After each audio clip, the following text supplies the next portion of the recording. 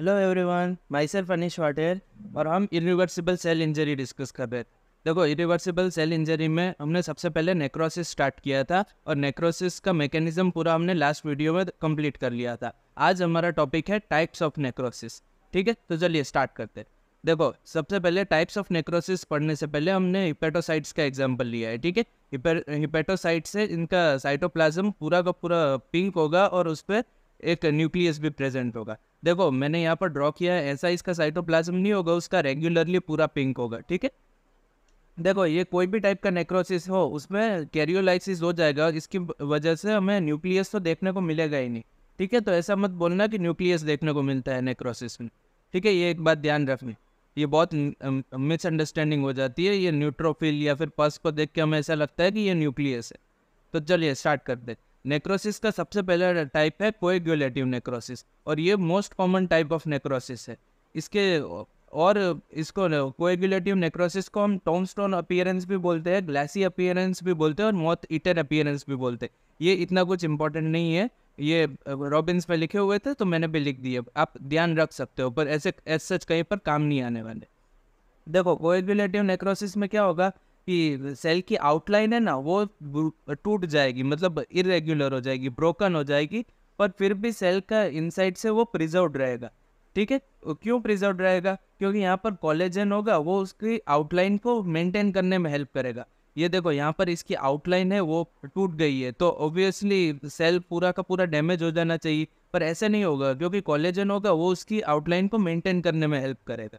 और दूसरा रीज़न क्या है कि नेक्रोसिस स्टार्ट होगी तो एनारोबिक ग्लाइकोलिसिस होगी, और एनारोबिक ग्लाइकोलिसिस में पीएच डिक्रीज हो जाएगा।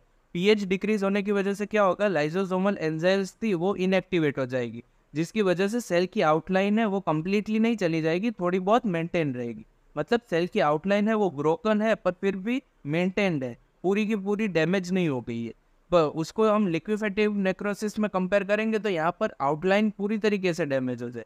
ठीक है, वो बाद में बताता हूँ। देखो, यहाँ पर क्या होगा, कोएगुलेटिव नेक्रोसिस में प्रोटीन्स है वो कोएगुलेट कर जाएंगे, याद रखने में भी आसानी रहेगी। कोएगुलेटिव नेक्रोसिस में प्रोटीन्स कोएगुलेट कर जाएंगे, और प्रोटीन्स कोएगुलेट कर जाएंगे जिसकी वजह से बहुत ज़्यादा पिंक कलर देखने को मिलेगा। ये हमने लास्ट वीडियो में भी डिस्कस किया था यहाँ। तो देखो, सबसे इंपॉर्टेंट क्या है, इसके एग्जाम्पल सबसे इंपॉर्टेंट है और इनके फिगर्स इंपॉर्टेंट है, वही पूछे जाएंगे एमसीक्यूज में, खासकर बहुत आते हैं कि कौन सा टाइप का नेक्रोसिस है। देखो, सबसे पहले कोएगुलेटिव नेक्रोसिस का एग्जांपल है ischemia to all solid organs except CNS.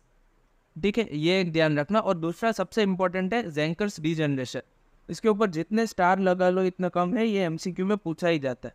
देखो, जेंकर्स डीजनरेशन क्या होगा, रेक्टस एब्डोमिनिस मसल है ना, सिक्स पैक्स मसल, उसमें नेक्रोसिस हो जाएगी टाइफाइड फीवर में, वो कोएगुलेटिव नेक्रोसिस का टाइप, मतलब एग्जाम्पल है।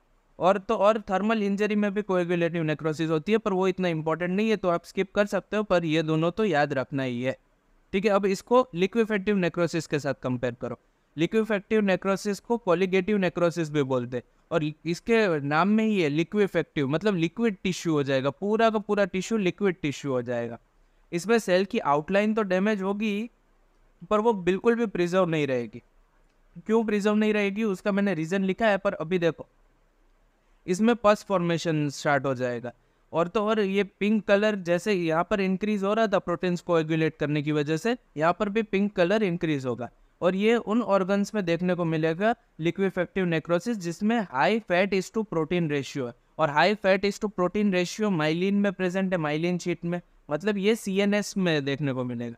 और यहाँ पर कोलेजन फ्रेमवर्क थी जो आउटलाइन को थोड़ी बहुत मेंटेन कर रही थी। सीएनएस के पास तो कोलेजन भी नहीं है, तो मतलब ये उसकी आउटलाइन को पूरी तरीके से डैमेज हो जाएगी, ये इसकी आउटलाइन लिक्विफेक्टिव नेक्रोसिस में बिल्कुल भी प्रिजर्व नहीं रहेगी। ठीक है, देखो इसके एग्जांपल देखो, एक तो इश्चेमिया इन सीएनएस, सीएनएस में इश्चेमिया होगा तो उसकी वजह से तो उसका कारण लिक्विफेक्टिव नेक्रोसिस होगा। और दूसरा एग्जांपल है कोएगुलेटिव नेक्रोसिस के सारे एग्जांपल और उसके साथ सुपर इम्पोज कर दो बैक्टीरियल इन्फेक्शन।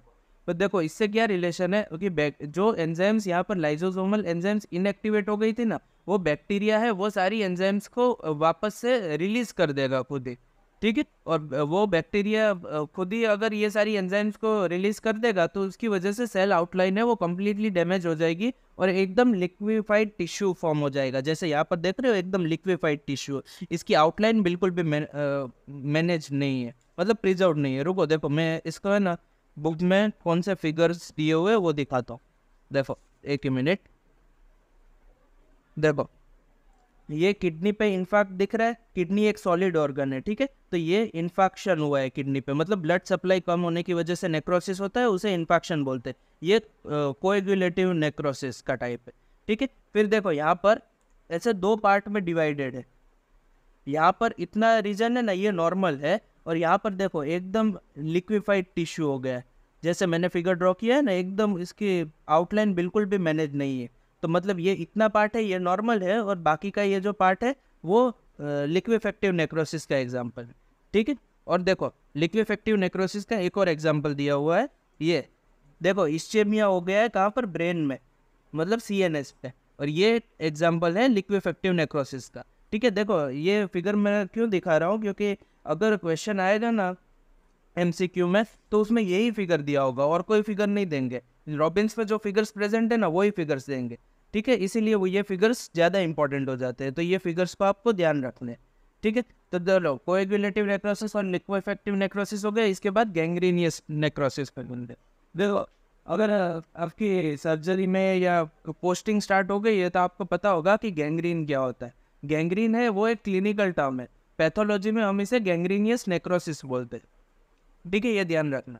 देखो दो टाइप के गैंग्रीन होते हैं, एक ड्राई गैंग्रीन और एक वेट गैंग्रीन। ड्राई गैंग्रीन है वो कोएगुलेटिव नेक्रोसिस का ही एग्जांपल है। देखो इसमें होगा क्या, ये लोअर लिम्ब है, ठीक है। यहाँ पर सीवियर इस्चेमिया हो गया, और इस्चेमिया की वजह से ये जितना भी आगे का रीजन है वहाँ पर ब्लड सप्लाई तो नहीं पहुँचेगी, और ब्लड सप्लाई नहीं पहुँचेगी तो न्यूट्रोफिल्स भी नहीं जा पाएंगे। और कोई भी इसके पहले वाले वीडियो में भी हमने डिस्कस किया था कि न्यूट्रोफिल्स है वो रेस्क्यू के लिए आता है, और न्यूट्रोफिल इनफिल होता है और एक्यूट इन्फ्लामेशन होता है। जिस न्यूट्रोफिल का काम होता है सारे के सारे डेड और डैमेज टिश्यूज है ना उनको रिमूव करे, पर यहाँ पर न्यूट्रोफिल्स नहीं पहुँच पाएगा तो एनएरोबिक डिकम्पोजिशन स्टार्ट हो जाएगा, और एनएरोबिक डिकम्पोजिशन स्टार्ट होगा उसकी वजह से ये जितना भी रीजन होगा इस्चेमिया के थ्रू अफेक्टेड होगा वो पूरा का पूरा ब्लैक दिखने लगेगा, ठीक है। ये ड्राई गैंग्रीन में इतना होगा, और ड्राई गैंग्रीन कोएगुलेटिव नेक्रोसिस का एग्जांपल है। और देखो वेट गैंग्रीन में इसके साथ क्या होगा, ड्राई गैंग्रीन में जितना हुआ ना इतना तो होगा है, इसके साथ साथ सुपर इम्पोज बैक्टीरियल इन्फेक्शन भी होगा, और बैक्टीरियल इन्फेक्शन की वजह से बैक्टीरिया है वो प्रोटियोलिटिक एंजाइम्स रिलीज करेगा, ठीक है। और बैक्टीरिया इन्फेक्शन है कोई, देखो ड्राई गैंग्रीन है वो कोएगुलेटिव नेक्रोसिस का टाइप है, और उसके साथ सुपर इम्पोज्ड है बैक्टीरियल इन्फेक्शन, तो इसकी वजह से वेट गैंग्रीन है वो लिक्विफेक्टिव नेक्रोसिस का एग्जांपल होगा, ठीक है। ऐसे ध्यान रखना। चलो देखो गैंग्रीनियस नेक्रोसिस तो हो गया, इसके बाद हम केशियस नेक्रोसिस की तरफ से होंगे। देखो केशियस नेक्रोसिस वर्ड में ही है, केशियस मतलब चीजी डिपोजिशन कुछ हो रहा होगा। चीजी डिपोजिशन 3 कंडीशन में होता है इन्फेक्शंस में, मेनली माइकोबैक्टीरियम ट्यूबरक्यूलोसिस का इन्फेक्शन हो, या फिर सिफिलिस का इन्फेक्शन हो, या फिर इन्फेक्शन थ्रू हिस्टोप्लाज्मा हो। इनकी वजह से इस्चेमिक टिश्यू डैमेज देखने को मिलता है और वाइट चीजी डिपोजिशंस देखने को मिलते हैं, ठीक है। देखो एक मिनट में रॉबिन्स में इसकी फिगर दी हुई है, मैं दिखाता। देखो ये ट्यूबरक्यूलोसिस में लंग्स कैसे हो जाते हैं, देखो वाइट चीजी डिपोजिशंस दिख रही है पूरी, ठीक है। ये केशियस नेक्रोसिस के लिए ये फिगर है, ये ध्यान रखना, ये MCQ में पूछी जाएगी। और इसके अलावा कौन कौन से इन्फेक्शंस में भी देखने को मिलता है ये भी ध्यान रखना। और इसके थ्रू ग्रेन्युलोमा का फॉर्मेशन होता है, पर वो इतना इंपॉर्टेंट नहीं है अभी, तो उसको स्किप कर सकते। फिर देखो इसके बाद फैटी नेक्रोसिस।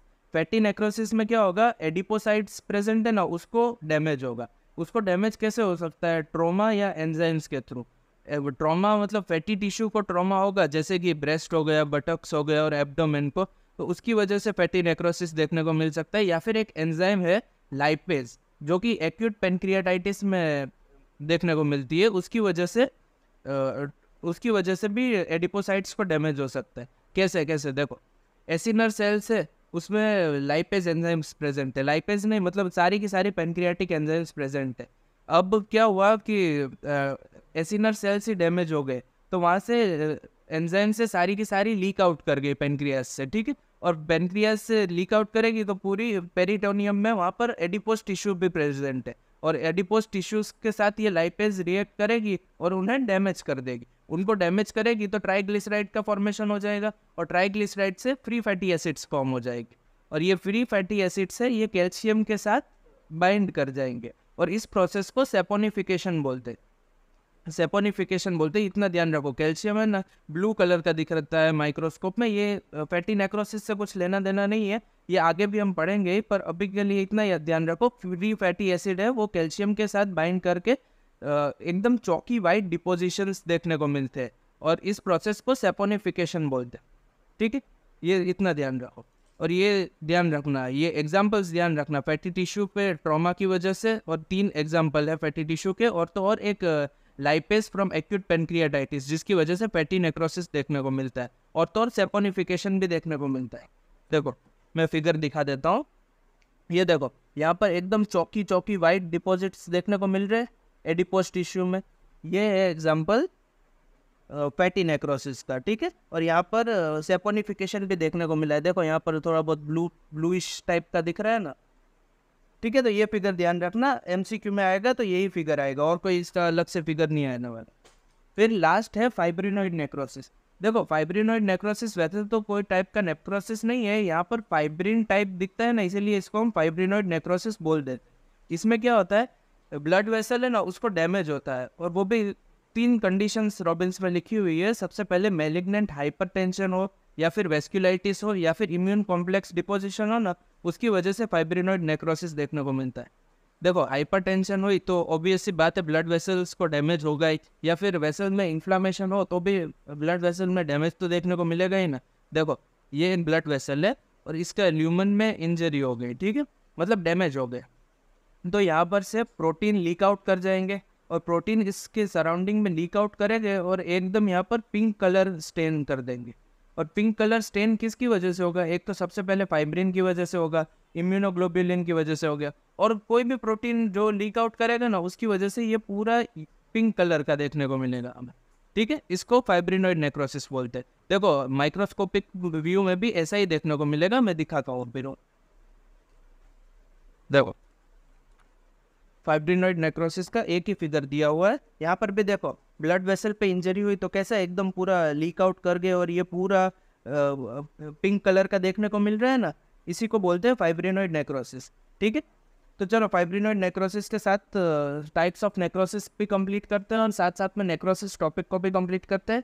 नेक्स्ट वीडियो में हम एपोप्टोसिस स्टार्ट कर देंगे। उसके पहले मैं एक और बात इंपॉर्टेंट बता दूं आपको कि अगर आपने ये फिगर्स आपके पास रॉबिन्स हो तो बहुत अच्छी बात है, अगर ना हो तो भी इसके फिगर्स का ध्यान रखना, इसको गूगल कर लेना, या फिर अगर आप स्क्रीनशॉट लेना चाहते हो तो भी ले लो, पर यही फिगर्स है जो एमसीक्यू में आएंगे, ठीक है। तो इसको रिवाइज करना बिल्कुल मत भूलना, और अगर आप मेरे वीडियोस से नोट्स बना रहे हो तो बहुत अच्छी बात है, या फिर एटलीस्ट स्क्रीनशॉट लेकर रख देना, तो क्या आपको रिवाइज करने में ज़्यादा हेल्प रहेगी, ठीक है। तो चलो वीडियो को एंड करते हैं। Thank you so much for watching.